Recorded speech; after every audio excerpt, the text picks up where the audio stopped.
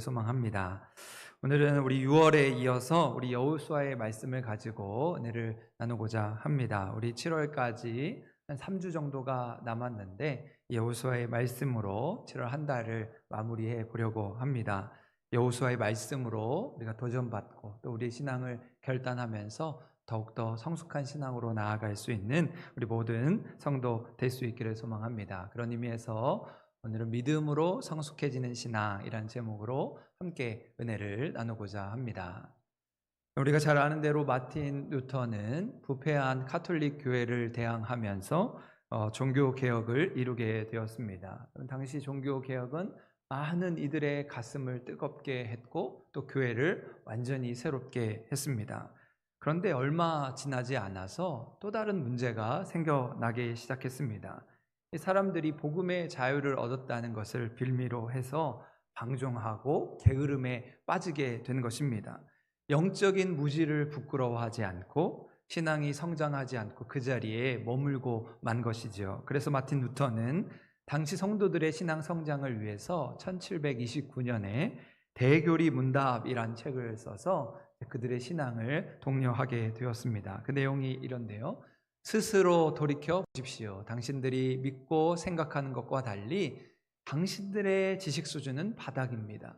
수준 높은 박사인 줄 착각하지 마십시오. 혹여 이전에 잘 알고 있었을지라도 이건 내가 이미 통달한 거야, 이미 다 아는 거야 라고 생각하지 마십시오. 당신 생각에 교리문답서를 다 알고 있고 시군죽 먹기처럼 쉽게 보여도 매일 읽고 숙고하고 함께 말할 때마다 거기서 새롭게 배울 것과 열매들을 계속 발견하게 될 것입니다. 읽고 대화하고 생각할 때 성령이 함께 하실 것입니다 라고 이야기하며 성도들을 독려한 것이지요. 여러분, 이처럼 때로 우리는 안다고 생각하지만 실제로는 알지 못할 때가 훨씬 더 많은 것을 깨닫게 됩니다. 신앙에 있어서도 신실한 믿음의 사람이 되기 위해서는 항상 열린 마음을 가지고 배우는 자세를 가져야 하는 것이지요. 이거 이미 내가 다 아는 거야 라고 생각하는 순간에 우리는 영적인 교만에 빠져서 더 이상 성장을 멈추게 되는 것입니다. 그렇게 항상 말씀을 읽고 또 읽으면서 그 말씀 속에 담긴 의미를 곱씹어보고 다시 한번 곱씹어보면서 우리의 살과 피가 되게 해야 하는 것이죠. 그렇지 않으면 우리의 신앙은 늘 어린아이와 같은 초보적인 수준에 머물게 되는 것입니다. 얕은 물가를 그냥 빙빙 도는 것만으로는 저 깊은 은혜의 바다를 향해 나아갈 수 없는 것이죠. 익숙한 삶의 자리를 벗어나서 은혜의 바다를 향해 나아가는 도전하는 신앙이 필요한 것입니다. 그래서 소설가 줌파 라이힐리라고 하는 사람은 어느 날 자기가 타성에 젖었다는 것을 깨닫게 되었습니다. 그리고는 자기가 소설을 쓰는 소설가로서 내가 이제 더 이상 내 모국어인 영어로 쓰지 않고 이탈리아어로 글을 쓰겠다 다짐하게 되었습니다. 그리고는 열심히 이탈리아를 배워 나간 것이죠. 그럼 소설가에게 새로운 언어로 글을 쓴다는 것은 어찌 보면 무모한 결심처럼 보입니다. 하지만 그는 새로운 언어를 배우는 거고 거기에 빠져드는 것을 이 호수를 건네어 가는 것에 빗대어 설명했습니다. 그저 호수의 가장자리만을 빙빙 돌며 헤엄치면 안전은 하겠지만 결코 그 건너편에 당도할 수 없는 것이죠. 새로운 은혜의 자리를 향해서 이 강 기슭을 지나서 이 호수를 가로지르는 용기를 가져야 하는 것이지요. 그래서 오늘 우리가 함께 불렀던 찬송가 302장 3절 가사에 보면 많은 사람이 얕은 물가에서 저 큰 바다 가려다가 찰싹거리는 작은 파도 보고 마음 약하여 못 간다 이야기합니다. 그렇게 언덕을 떠나서 창파에 배를 띄워 내 주 예수 그 은혜의 바다로 마음껏 저어가라고 노래하고 있습니다. 여러분, 저 깊은 은혜의 바다를 향해 나아가자 우리를 향해 신앙의 자리로 초대하면서 오늘 우리의 삶이 여전히 그 신앙의 가장자리만을 돌고 있는 것은 아닌가? 그저 얕은 물가에서 땅 짚고 헤엄치는 흉내만 내고 있는 것은 아닌가? 창파에 배를 띄우고 주님의 은혜의 바다를 향해 용기를 내야 할 때임을 우리에게 말씀하고 있습니다. 그런 의미에서 오늘 우리가 함께 읽은 여호수아의 말씀은 우리를 향해 우리의 믿음이 제자리에 머물지 않고 저 은혜의 바다를 향해 한 단계 성숙해 가는 신앙으로 나아가야 함을 가르쳐 주고 있습니다. 오늘 말씀은 여러분 여호수아 후반부 뒷부분에 있는 말씀이지요. 그러니까 이제 가나안 정복 전쟁을 마치고 이스라엘의 12지파에게 그 가나안 땅을 분배하는 과정에서 일어난 일을 우리에게 전해주고 있습니다. 여호수아와 이스라엘 백성들은 요단강을 건너 그들이 목표한 가나안 땅에 들어오게 되었습니다. 그리고 여리고성을 무찌르고 남부와 북부의 그런 많은 가나안 족속을 정복하면서 이제 드디어 이 가나안 땅에 정착하게 된 것이죠. 하지만 여러분 가나안 땅에 아직도 정복하지 못한 족속, 정복하지 못한 땅이 많이 남아있는 상태에서 이제 12지파에게 땅을 분배하게 됩니다. 이제 아마도 이 가나안 땅 정복이 어느 정도 맞춰진 시점에 이 남은 지역들을 이제 각 지파에게 맡기면서 이 땅을 분배하고 어찌 보면 이제 역할 분담을 하고 있는 것으로 보여집니다. 그러니까 각 지파가 분배받은 땅은 스스로 힘으로 정복하고 이제 그 땅을 차지해야 하는 것이지요. 그러한 때에 가장 선두에 서서 모범을 보인 사람이 바로 우리 지지난주에 살펴본 갈렙이라는 인물이었습니다. 그는 나이가 많음에도 불구하고 가장 힘든 지역, 가장 험한 산지를 정복하면서 많은 이스라엘 백성들에게 모범이 되고 용기를 준 인물이 된 것이지요.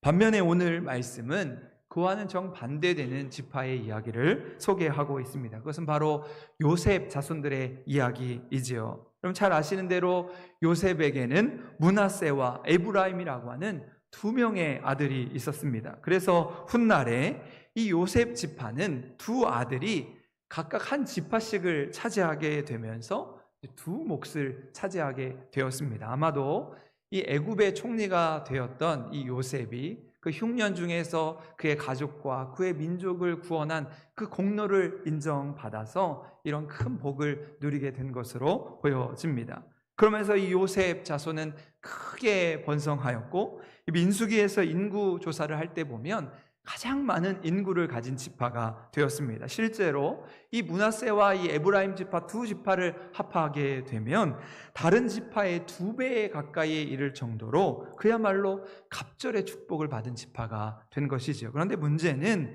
그들의 숫자가 많아진 것에 있었습니다. 숫자가 많아지다 보니까 목소리가 많아졌을 것이고 그러다 보니까 이 가나안 땅을 분배하는 과정에서 잡음이 생겨나기 시작했습니다.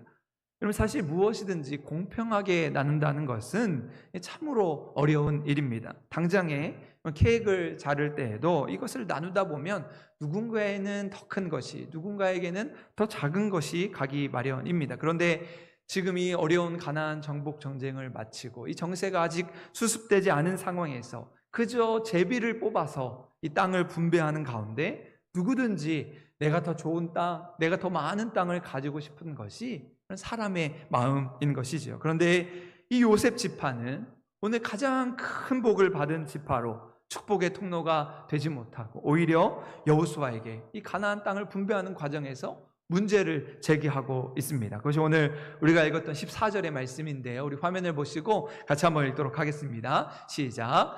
요셉 자손이 여호수아에게 말하여 이르되 여호와께서 지금까지 내게 복을 주심으로 내가 큰 민족이 되었거늘 당신이 나의 기업을 위하여 한 제비 한 분깃마로만 내게 주심은 어찌함이니까 하니.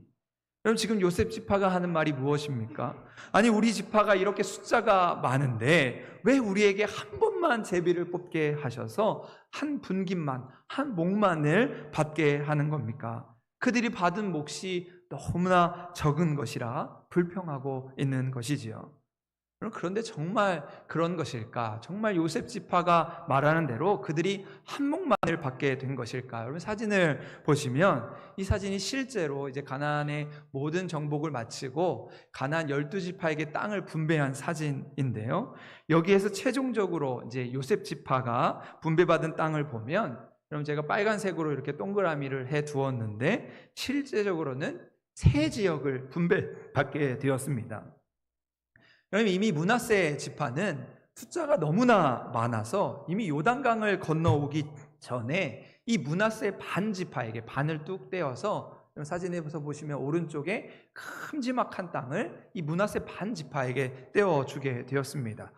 그리고 요단강을 넘어 가나안 땅에 들어와서 이제 또다시 땅을 분배받게 된 것이죠. 그런데 그 예전 일을 생각하지 못하고 우리는 두 지파니까 두 몫을 달라 요구하고 있는 것입니다.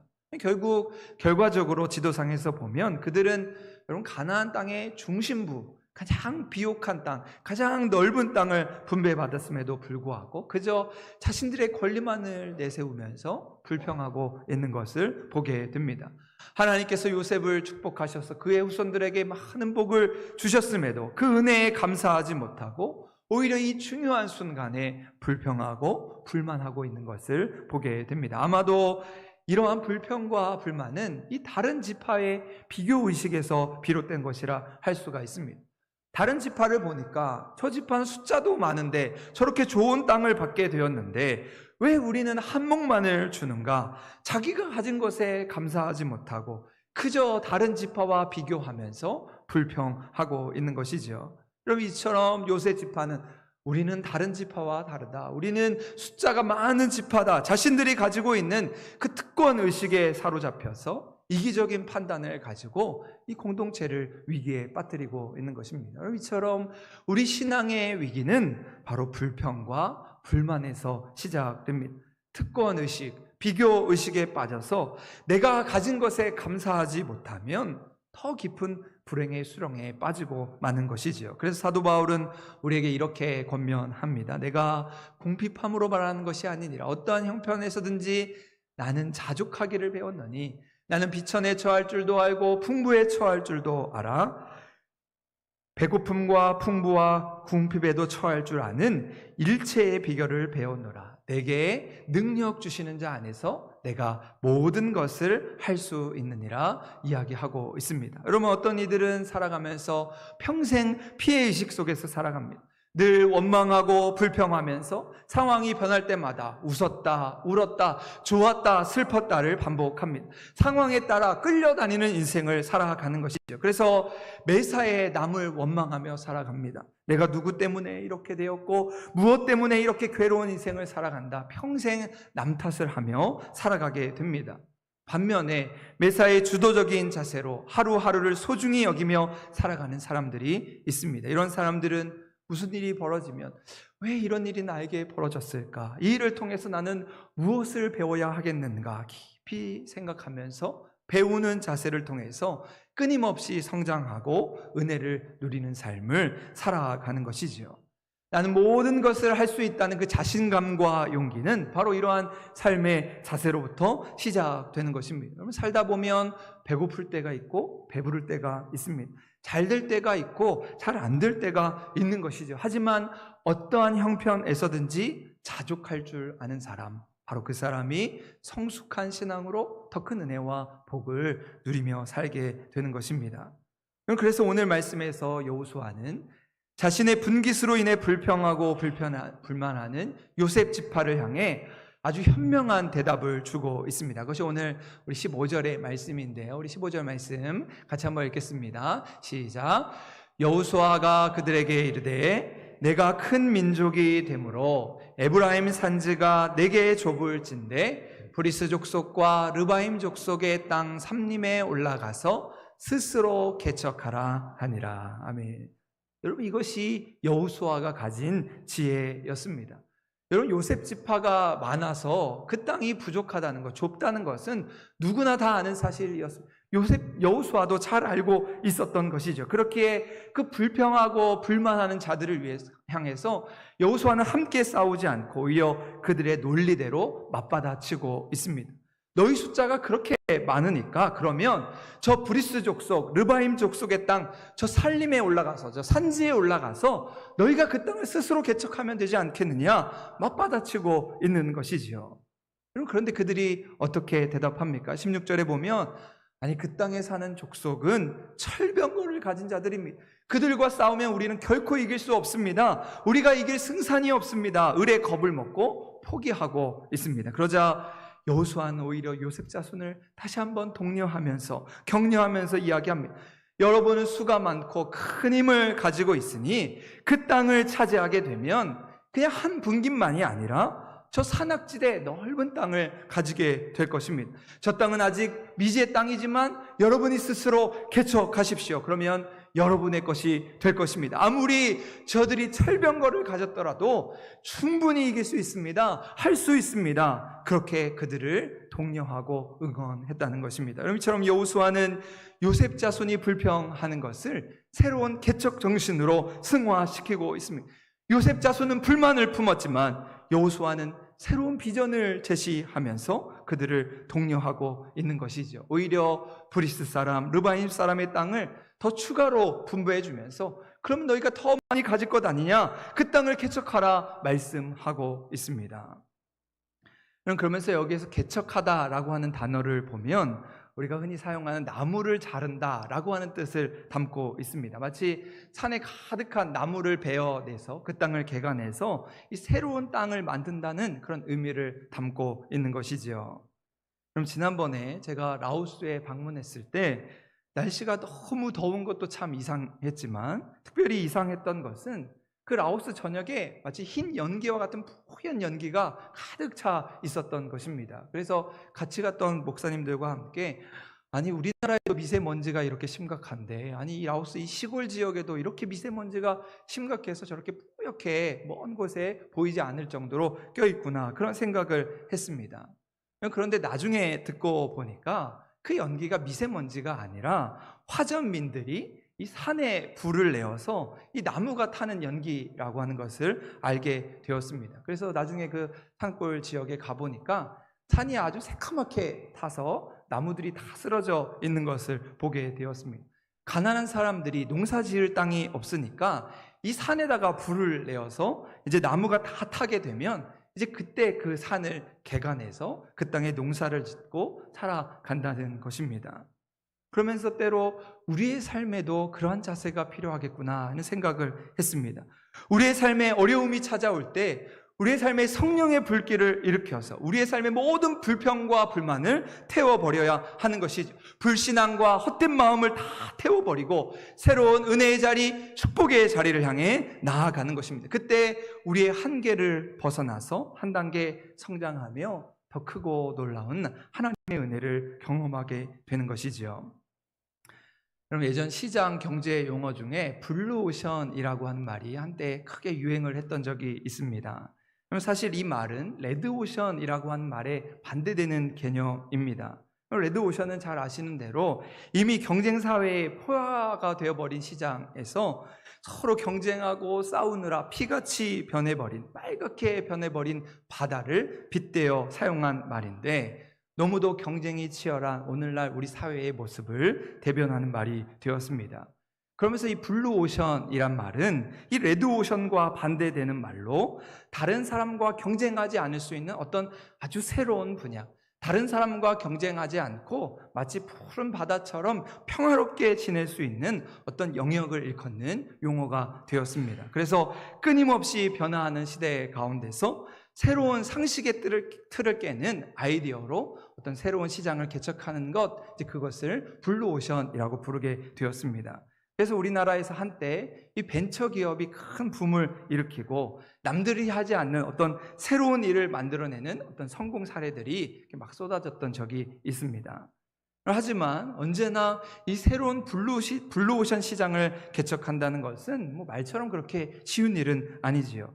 또 새로운 성공 사례가 생기면 어떻게 되겠습니까? 사람들이 그 시장에 막 득달같이 달려들어서 그 평화로웠던 블루오션 시장이 금방이라도 핏빛으로 레드오션으로 바뀌고 마는 것이죠. 흔히 우리 동네에서 치킨집이 잘 된다고 하면 그 옆에, 앞에, 뒤에 치킨집이 생기는 것이 바로 우리의 현실인 것입니다. 그래서 요즘에는 퍼플 오션이라고 하는 용어가 등장했습니다. 우리 파란색과 빨간색을 섞으면 보라색이 되는 것처럼 이 레드오션과 블루오션이 조합된 말인데요. 이 사실상 끊임없이 블루오션 시장을 만드는 것이 어려운 일이라면 발상의 전환, 생각의 전환을 통해서 이미 있는 레드오션 시장에서 새로운 아이디어를 내고 차별화 전략을 세워서 성공하게 되는 것, 바로 그것을 퍼플오션 전략이다 부르게 되었습니다. 그럼 예를 들면 여러분, 우리가 사용하는 김치 냉장고는 그야말로 블루오션의 대표적인 사례라고 할 수가 있습니다. 그럼 처음에 김치 냉장고가 나올 때만 해도 아니 누가 김치 하나 넣으려고 냉장고를 사겠느냐, 다 그렇게 이야기했지만 그럼 지금은 뭐 김치 냉장고 없는 집이 없을 정도입니다. 그러면서 모두가 이제 그 시장에 뛰어들면서 이제 김치 냉장고는 아주 평범한 가전 제품이 되었습니다. 반면에 이 퍼플 오션이라고 하는 것은 이제 주로 식품 산업에서 많이 쓰이는 전략인데요. 이 대표적인 것이 바로 새우깡이라는 과자입니다. 여러분, 새우깡이라는 과자를 잘 아시죠? 우리 온 국민에게 사랑받는 이 과자인 새우깡에 여러 가지 맛을 입혀서 이제 새로운 신제품으로 출시하는 것입니다. 매운맛 새우깡, 먹물 새우깡, 쌀 새우깡. 이미 있는 제품에 조금의 아이디어를 더해서 다양한 제품을 통해서 이 새로운 시장을 개척하는 것이지요. 그야말로 발상의 전환, 조금의 생각의 전환을 통해서 이 블루오션이라고 하는 개척의 위험과 비용 부담을 최소화하고 이 새로운 변화를 통해서 그 진흙탕과 같은 레드오션 시장에서 살아남는 것, 그것을 바로 퍼플오션이라고 부르는 것입니다. 그래서 누군가 우리의 영적인 새로운 시장을 개척하라 말씀하면서 이런 글을 남겼습니다. 보복은 레드오션이고 관용은 블루오션입니다. 미움은 레드오션이고 사랑은 블루오션입니다. 비난은 레드오션이고 칭찬과 격려는 블루오션입니다. 변칙은 레드오션이고 원칙은 블루오션입니다. 힘든 상황은 레드오션이고 꿈과 비전은 블루오션입니다. 부정적인 생각은 레드오션이고 긍정적인 생각은 바로 블루오션입니다. 그렇게 글을 남겼습니다. 그럼 그렇다면 오늘 우리는 어느 시장을 향해 나아가야 하겠습니까? 여호수아는 불평하는 요셉 지파를 향해 스스로 개척하라, 남들이 하지 않는 저 땅의 산지를 향해 나아가라 말씀하면서 새로운 블루오션의 시장, 퍼플오션의 시장을 개척할 것을 말씀하고 있습니다. 그러면서 그때 요셉 지파가 하는 변명이 무엇입니까? 그것은 바로 철병거입니다. 새로운 땅을 개척하라는 여호수아에게 그 땅의 골짜기에 있는 가나안 족속은 철병거를 가진 사람들입니다. 저 철병거 때문에 우리가 갈 수 없습니다. 할 수 없습니다. 이야기하고 있는 것이죠. 여러분, 사실 이 가나안 사람들이 가진 이 철병거는 이 전쟁에서 강력한 무기였습니다. 그야말로 철갑을 들고 이 바퀴에도 칼을 가지고 있어서 이 철갑이 지나가는 곳마다 초토화되는 아주 강력한 무기였습니다. 뭐 요즘으로 하면 탱크 정도에 비교할 수 있겠죠. 그러니까 소총을 땅땅땅 쏘는 이스라엘 부대와 탱크로 빵빵 대포를 쏘는 그런 가나안 족속의 부대가 맞붙었을 때의 상황을 그려보시면 될 것 같습니다. 그러니까 어찌 보면 이 철병거를 가진 이 가나안 족속을 두려워하는 것은 당연한 일인지도 모르겠습니다. 그래서 성경에 보면 이스라엘 사람들은 이 가나안 땅을 정탐할 때부터 가나안 정복이 끝난 이 사사 시대까지 가나안 사람들의 철병거를 보고 두려워했다고 성경은 끊임없이 이야기하고 있습니다. 그러니까 이 요셉 지파도 저 산지로 올라가 그 땅을 취하고 싶어도 저들이 가지고 있는 철병거 때문에 안 된다고 이야기하고 있는 것이지요. 하지만 그때 여호수아가 그들에게 어떻게 이야기합니까? 그것이 오늘 마지막 절, 우리 18절 말씀인데요. 우리 마지막 절 18절 말씀 한 번 더 같이 한번 읽겠습니다. 시작. 그 산지도 내 것이 되리니 비록 살림이라도 내가 개척하라. 그 끝까지 내 것이 되리라. 가나안 족속이 비록 철병거를 가졌고 강할지라도 내가 능히 그를 쫓아내리라 하였더라. 아멘. 지금 철병거 때문에 안 된다고 하는 요셉 지파에게 가나안 족속이 아무리 철병거를 가졌더라도 아무리 강할지라도 내가 능히 쫓아내리라 믿음으로 선포하고 있는 것이죠. 여호수아가 가나안 땅에 들어갈 때 내 발바닥으로 밟는 곳마다 내 땅이 될 것이라 약속하신 그 하나님의 약속을 부여잡고 믿음으로 그들을 독려하고 있는 것입니다. 오히려 그들이 가진 두려움을 몰아내고 용기를 북돋아 주면서 가나안 산지를 향해 나아가라, 그 땅을 정복하라, 그 땅을 개척하라고 독려하고 있는 것이지요. 그래서 생각해 보면 여러분, 이스라엘은 지금까지 무기로 전쟁을 하지 않았습니다. 전쟁의 승패 여부는 그저 하나님이 함께 하시는가, 하나님이 함께 하지 않는가에 달려 있었던 것이죠. 그들이 강해서가 아니라 하나님이 그들과 함께 하시기에 이 가나안 전쟁에서 승리할 수 있었던 것입니다. 그러면서 또 여호수아는 여기에서 발상의 전환을 하고 있습니다. 지금 여호수아가 요셉 지파를 향해 개척하라고 하는 땅은 산지가 포함된 산간 지방입니다. 그런데 이 산간 지방, 이 산지에서 이 철병거는 비효율적인 것이죠. 평야 지대에서는 철병거가 막 이리저리로 휘어다니면서 위력적인 존재이지만 그 철병거가 산으로 올라가게 되면 철병거는 힘을 쓰지 못하는 것입니다. 그렇게 이 요셉 지파가 말한 철병거는 그저 두려움을 가장한 핑계에 불과한 것이죠. 이런저런 이유 때문에 나는 할 수 없다, 나는 못한다는 핑계가 바로 철병거가 되는 것입니다. 그럼 그렇다면 오늘 우리의 철병거는 무엇입니까? 나로 포기하게 하고 두려움을 갖게 하는 것, 그것이 있다면 무엇이겠습니까? 오늘 하나님께서는 우리를 향해 비록 살림이라도 스스로 개척하라, 나무를 베고 땅을 개간하고 그 땅을 정복하라 말씀하고 있습니다. 그때 우리에게 필요한 것은 믿음이라는 발상의 전환으로 그 땅을 향해 나아가는 것이죠. 내 힘으로 싸우는 것이 아님을 깨닫고 하나님과 함께 싸우는 것입니다. 혼자서 저 철병거는 두려운 존재이지만 하나님이 행하실 때 그 땅을 능히 정복하게 되는 것이죠. 여러분, 백화점 왕이라고 하는 수식어가 따라다니는 존 워너메이커라고 하는 인물은 미국의 유명한 사업가 중에 한 사람입니다. 그는 어릴 적 집이 너무 가난해서 벽돌 공장에서 일을 하면서 가족의 생계를 꾸려가야 했습니다. 그러면서 어릴 적 서점의 사원으로 일을 시작하면서 이제 23살에 남성 의류 사업을 시작했고, 그는 마침내 미국 필라델피아에서 가장 큰 세계 최초의 백화점을 세우게 되었습니다. 그래서 미국의 최신부, 지금으로 말하면 정보통신부 장관을 역임하면서 투자와 마케팅의 개척자로 인정받으면서 오늘날까지 많은 사람들에게 존경받는 인물이 되었습니다. 그러던 그에게 어느 날 신문기자가 물었습니다. 선생님, 지금까지 살아오면서 투자한 것 중에 가장 성공한 투자는 무엇이었습니까? 그때 워너메이커는 분명히 이렇게 이야기합니다. 내가 12살 때 최고의 투자를 한 적이 있습니다. 그것은 그때 $2 50센트를 주고 산 성경 한 권이었습니다. 이것이 내 생의 가장 위대한 투자였습니다. 왜냐하면 이 성경이 나에게 믿음과 용기를 주었기 때문입니다. 이야기했다는 것이죠. 벽돌 공장에서 벽돌을 나르던 소년이 성경을 읽고 믿음을 배우고 용기를 가져서 세계 최초의 백화점을 세우며 미국 경제를 이끌었던 그런 중요한 인물로 성장하게 된 것입니다. 그렇다면 오늘 우리는 무엇을 위해 투자하시겠습니까?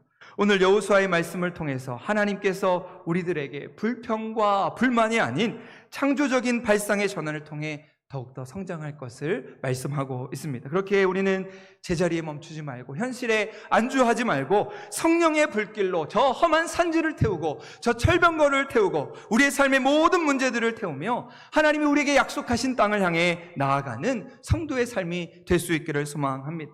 내게 능력 주시는 자 안에서 내가 모든 것을 할 수 있습니다. 담대한 믿음으로 용기를 가지고 우리에게 주어진 이 거친 땅과 같은 현실을 축복의 땅으로 변화시켜가는 우리 모든 한사랑교회 믿음의 식구들 될 수 있기를 주님의 이름으로 간절히 축원합니다. 아멘.